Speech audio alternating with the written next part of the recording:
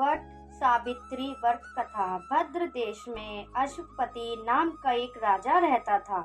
उनकी कोई संतान नहीं थी। संतान पाने के लिए राजा प्रतिदिन मंत्रों के उच्चारण के साथ 1 लाख आहुतियां देता था।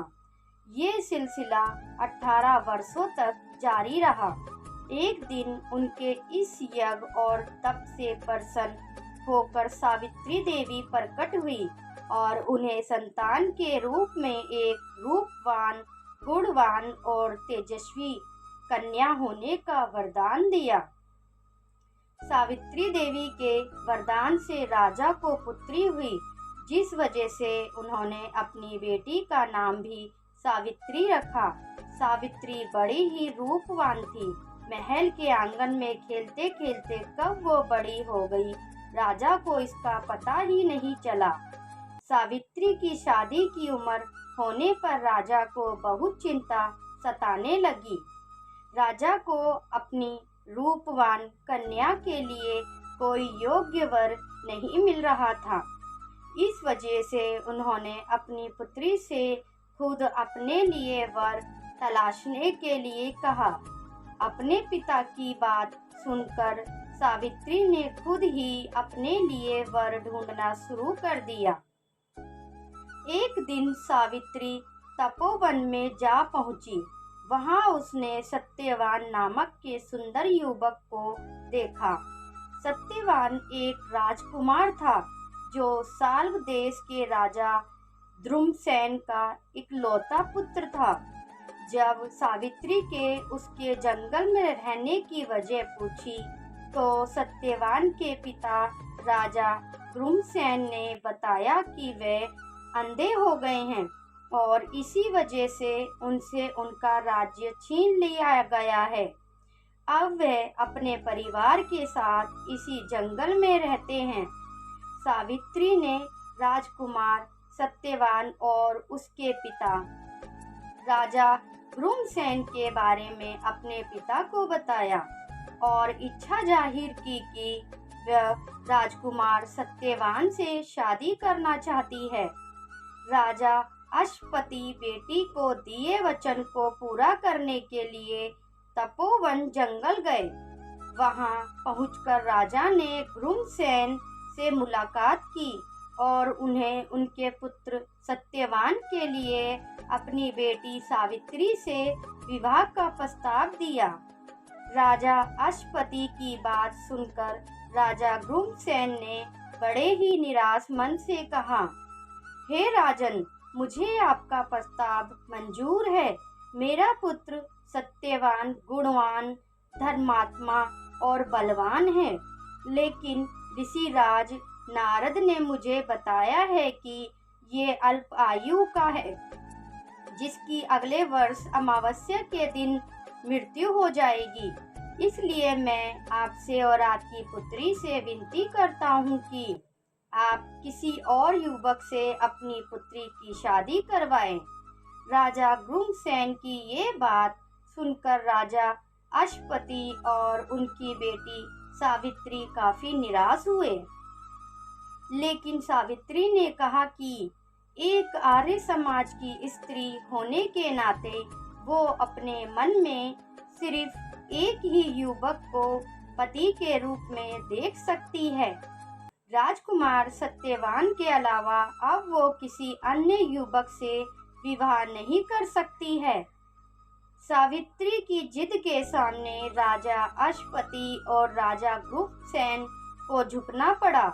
अगले ही दिन राजकुमारी सावित्री और राजकुमार सत्यवान का विवाह बड़े ही धूमधाम से कर दिया गया। सावित्री रूपवान तो थी ही, लेकिन वह सर्वगुण संपन्न भी थी। ससुराल पहुंचते ही वो तन मन से अपनी पति सत्यवान और सास ससुर की सेवा करने लगी। देखते ही देखते 1 वर्ष निकल गया और सत्यवान की मृत्यु का दिन करीब आ गया। जैसे जैसे दिन कट रहे थे, सावित्री का मन उदास रहने लगा। उन्होंने नारद से पूछा कि क्या वो अपने पति की उम्र को बढ़ा नहीं सकती है। तो इस पर नारद ने उन्हें अमावस्या के 3 दिन पहले देवी सावित्री का उपवास करने और वट के पेड़ की पूजा करने का निर्देश दिया। नारद के बताए अनुसार सावित्री ने सत्यवान की मृत्यु वाले दिन यानी अमावस्या से 3 दिन पहले देवी सावित्री के नाम का उपवास किया और वट के पेड़ की पूजा की। साथ ही अपने पितरों का पूजन भी किया। देखते देखते ये तीन दिन भी निकल गए और अमावस्या यानी सत्यवान की मृत्यु का दिन आ गया। हर रोज की तरह अमावस्या के दिन भी सत्यवान जंगल में लकड़ी काटने गया और सावित्री भी उसके साथ गई। लकड़ी काटते समय सत्यवान ने सावित्री को बताया कि अचानक उनके सिर में तेज दर्द हो रहा है। सत्यवान की ये बात सुनते ही सावित्री समझ गई यही उसके पति के जीवन के आखिरी पल हैं। वो जमीन पर एक वट के पेड़ के नीचे बैठ गई और सत्यवान का सिर अपने गोद में रखकर सहलाने लगी। अगले ही कुछ क्षण में सावित्री के सामने यमराज खड़े थे और वे सत्यवान के प्राण को अपने साथ लेकर जाने लगे। सावित्री भी यमराज के पीछे पीछे जाने लगी। यमराज ने पहले तो सावित्री को बहुत मनाया कि वो जो भी कर रहे हैं वो पहले ही लिखा गया है, वो बस अपना कर्म कर रहे हैं। लेकिन सावित्री ने यमराज की बात नहीं सुनी और वे उनके पीछे पीछे चलती रही। सावित्री की इस निष्ठा और पति के लिए उसका त्याग देखकर यमराज काफी प्रसन्न हुए और उन्होंने सावित्री को वरदान मांगने के लिए कहा। यमराज की बात सुनकर सावित्री ने कहा, हे यमराज, मेरे सास ससुर अंधे हैं, आप उनकी आंखों की रोशनी वापस करने का वरदान दीजिए। यमराज ने कहा, ठीक है, ऐसा ही होगा, जाओ अब घर जाओ, तुम्हारे सास ससुर अब अंधे नहीं रहे। ऐसा कहने के बाद यमराज फिर आगे बढ़े, लेकिन सावित्री फिर से उनके पीछे पीछे चलने लगी। यमराज ने सावित्री को वापस जाने के लिए कहा, लेकिन सावित्री ने मना कर दिया। उसने यमराज से कहा कि वह बस अपने कर्तव्य और पत्नी व्रत का पालन कर रही है, इसलिए जहाँ जहाँ उसके पति जाएंगे वह उनके पीछे पीछे चलेगी। सावित्री की इस बात को सुनकर यमराज फिर से काफी प्रभावित हुए। उन्होंने सावित्री को एक और वरदान मांगने के लिए कहा। सावित्री ने कहा, मेरे सास ससुर भ्रूमसेन साल्व देश के राजा थे, लेकिन किसी ने उनसे उनका राज्य छीन लिया है। कृपया करके आप उन्हें उनका राज्य वापस मिलने का वरदान दे। यमराज ने सावित्री के इस वरदान को भी पूरा कर दिया और कहा, जाओ अपने ससुर के राज्य में जाओ। अब वे जंगल में नहीं, अपने महल में सोते हैं। यमराज ने इतना कहा और फिर से सत्यवान के प्राण को लेकर आगे बढ़ चले, लेकिन अब भी सावित्री उनके पीछे पीछे चली आ रही थी। यमराज ये देखकर काफी हैरान हुए। उन्होंने सावित्री से इसकी वजह पूछी तो सावित्री ने बताया कि एक पत्नी का फर्ज है कि वो वहीं रहेगी जहां उसका पति रहेगा। अगर उसे ससुर के महल में उसके पति नहीं होंगे तो उस महल में उसके जाने का कोई अर्थ नहीं है। सावित्री की इस बात को सुनकर यमराज काफी प्रसन्न हुए। उन्होंने सावित्री से कहा, हे पुत्री, तुम ना सिर्फ रूपवान और गुणवान हो बल्कि एक पतिव्रता भी हो। मैं तुम्हारे इन्हीं गुणों से काफी प्रसन्न हूँ। तुम मुझसे तीसरा वरदान भी मांग सकती हो। यमराज की इस बात को सुनते ही सावित्री ने कहा, हे यमराज, आप मुझे 100 संतानों की माँ बनने का वरदान दे।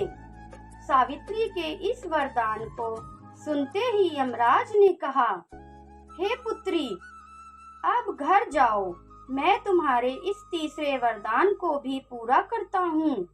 तुम 100 साहसी और पराक्रमी संतानों को जन्म दोगी। यमराज के इस वरदान को सुनकर सावित्री ने कहा, हे यमराज, मैं एक हिंदू नारी हूँ और आर्य कुल की जन्मी हूँ, इसलिए मेरे जीवन में सिर्फ एक ही पति होंगे और वो सत्यवान है। इसलिए आपको अपने वरदान के अनुसार मेरे पति सत्यवान को फिर से जीवित करना होगा।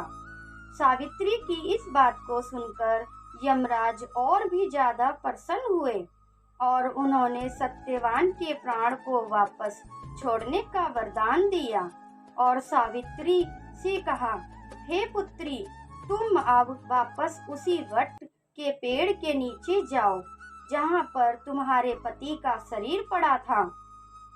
मैंने सत्यवान के प्राण को छोड़ दिया और तुम दोनों को 100 संतानों के साथ ही अखंड सौभाग्यवती होने का वरदान भी दिया है। यमराज की बातों को सुनकर सावित्री ने उनसे विदा ली और वापस उस वट के पेड़ के पास पहुंची जहां घर पर उनके पति का शरीर पड़ा था। जब वह सत्यवान के करीब पहुंची तो उसने देखा उसका पति वापस से जिंदा हो गया। दोनों जल्दी जल्दी जंगल से बाहर निकले और राजा ग्रुमसेन के साल्व देश पहुँचे। वहां पहुंचकर सावित्री ने देखा कि अब उसके ससुर को उनका राज्य फिर से मिल गया है और उनकी आंखों की रोशनी भी वापस आ गई है। तभी से हर साल जेठ मास की अमावस्या के दिन वट सावित्री व्रत को मनाया जाने लगा। इस दिन पूरे विधि विधान से वट के पेड़ की पूजा अर्चना की जाती है और सुहागिन महिलाएं अपने पति की लंबी उम्र की कामना करती हैं। तो दोस्तों, आपको ये कथा कैसी लगी? अगर अच्छी लगे तो कमेंट्स करके बताना और वीडियो को लाइक एंड सब्सक्राइब करना ना भूलना। वीडियो देखने के लिए आपका बहुत बहुत धन्यवाद।